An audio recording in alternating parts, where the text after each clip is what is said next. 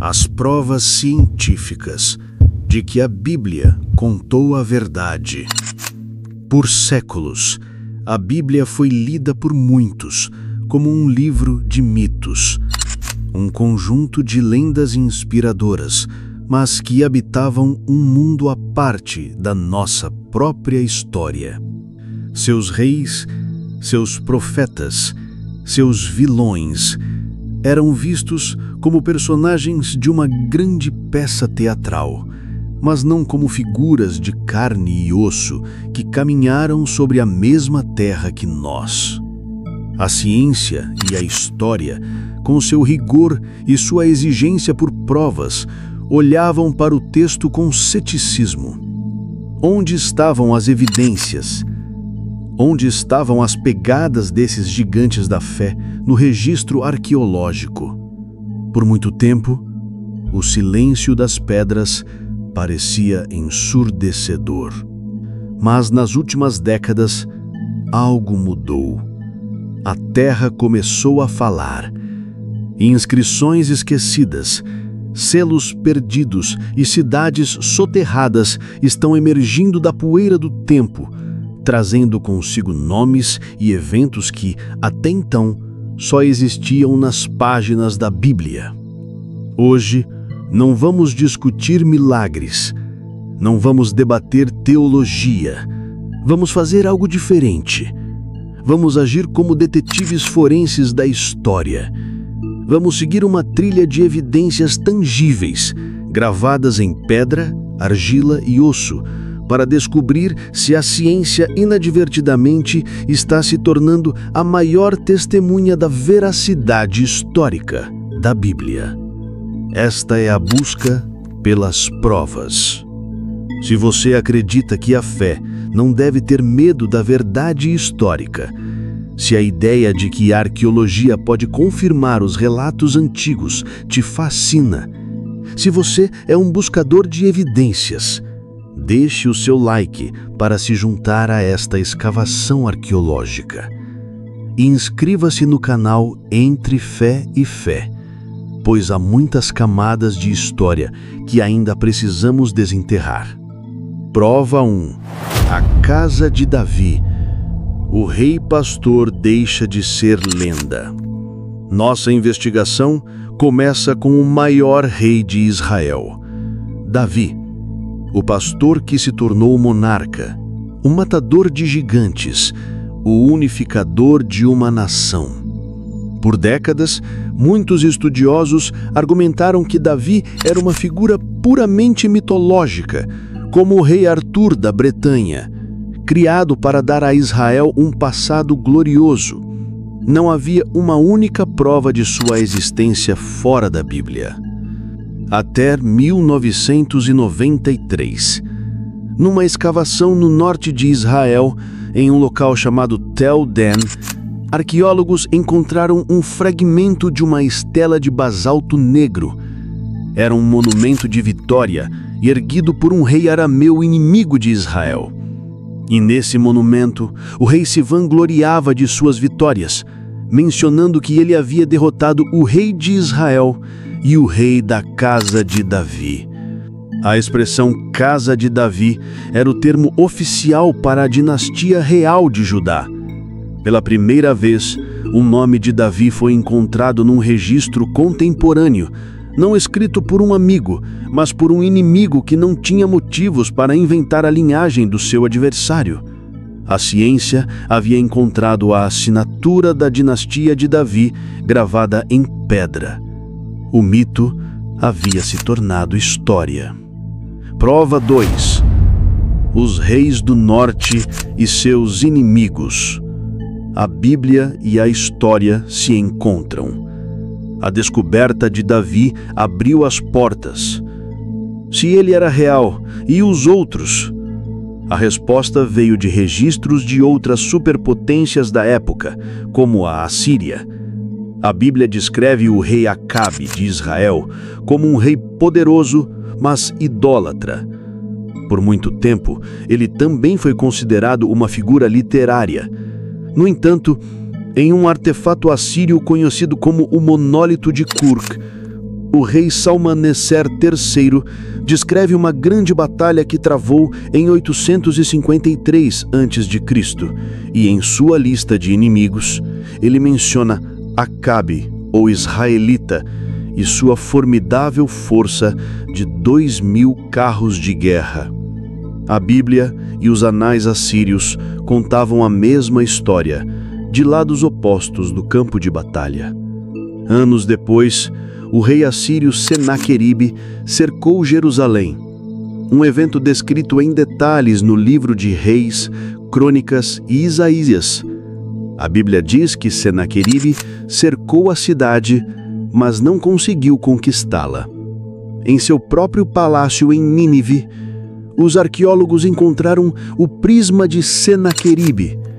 Nele, o rei assírio se vangloria de suas conquistas e, ao falar de Ezequias, rei de Judá, ele diz: "A ele mesmo eu o tranquei em Jerusalém, sua cidade real, como um pássaro na gaiola."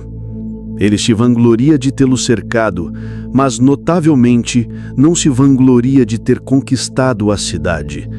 O silêncio do rei assírio em seu próprio monumento de propaganda confirma o relato bíblico. A história dos dois lados se encaixava perfeitamente. Prova 3. O selo real. A assinatura do rei Ezequias. Falar de Ezequias nos leva a monumentos públicos, a um dos tipos de prova mais pessoais e emocionantes que um arqueólogo pode encontrar: um selo real. Em 2015, durante escavações perto do Monte do Templo em Jerusalém, uma equipe de arqueólogos encontrou uma minúscula peça de argila endurecida pelo fogo, com menos de 1 centímetro de diâmetro. Era uma bula usada para selar documentos de papiro. Nela havia uma inscrição hebraica antiga e um símbolo de um sol com 2 asas. A inscrição dizia claramente: "Pertencente a Ezequias, filho de Acás, rei de Judá." Não era uma inscrição sobre o rei, era um objeto que o próprio rei Ezequias ou um de seus servos mais próximos havia tocado. Uma peça que selou um documento real há mais de 2.700 anos, encontrada exatamente onde a Bíblia diz que seu palácio estava. É o equivalente arqueológico de encontrar uma assinatura autenticada de uma das figuras mais importantes do Antigo Testamento. Prova 4. Os vilões do Evangelho: Pôncio Pilatos e Caifás. Nossa investigação agora salta séculos à frente, para os eventos cruciais do Novo Testamento. Por muito tempo, céticos questionaram a existência de Pôncio Pilatos, o governador romano que sentenciou Jesus à morte, e Caifás, o sumo sacerdote que presidiu seu julgamento. Em 1961, em Cesareia Marítima, na costa de Israel, os arqueólogos que escavavam um antigo teatro encontraram uma laje de calcário reutilizada como um degrau. Nela havia uma inscrição danificada, mas legível. A inscrição dizia: Pôncio Pilatos, prefeito da Judéia. Era uma placa de dedicação de um templo, feita pelo próprio Pilatos. Mais uma vez, uma figura bíblica saltou das páginas do Evangelho para o registro de pedra. Ainda mais impressionante foi a descoberta de 1990. Trabalhadores da construção civil em Jerusalém acidentalmente descobriram uma câmara funerária do 1º século. Dentro dela havia vários ossuários, caixas de calcário usadas para guardar os ossos dos mortos. Um deles era magnificamente ornamentado, e na sua lateral havia uma inscrição: Yosef bar Caiafá, José, filho de Caifás. Os historiadores, como Flávio Josefo, nos dizem que o nome completo do sumo sacerdote que julgou Jesus era José Caifás. Os arqueólogos não só encontraram uma referência a ele, eles haviam encontrado sua tumba familiar. e, muito provavelmente, seus próprios restos mortais. Os dois principais antagonistas da narrativa da paixão foram confirmados como homens reais que viveram e morreram em Jerusalém no exato período que a Bíblia descreve.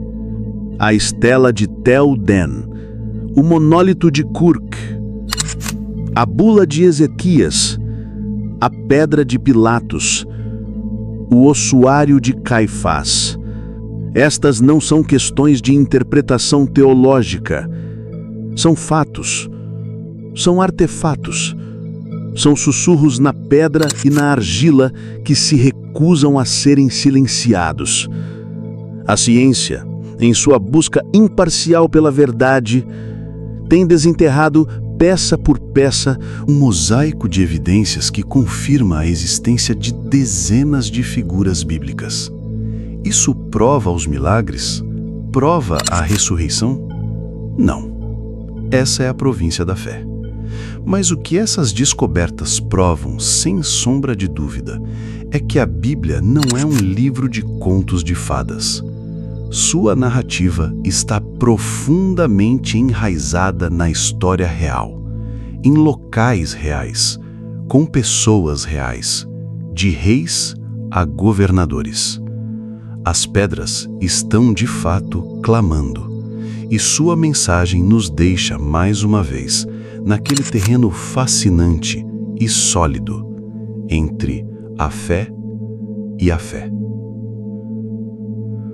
Nós exploramos apenas um punhado das evidências disponíveis. Agora, eu pergunto a você: de todas essas descobertas arqueológicas que apresentamos, qual delas você achou mais impactante? E por quê? Foi encontrar a assinatura de um rei? A tumba de um sacerdote? Ou o nome de Davi escrito por um inimigo?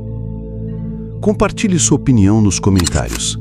Queremos saber qual dessas descobertas mais fortaleceu a ponte entre a história e o texto sagrado para você. E se esta jornada pela arqueologia bíblica abriu seus olhos, inscreva-se no Entre Fé e Fé e ative as notificações. A próxima evidência pode estar sendo desenterrada neste exato momento. Até a próxima!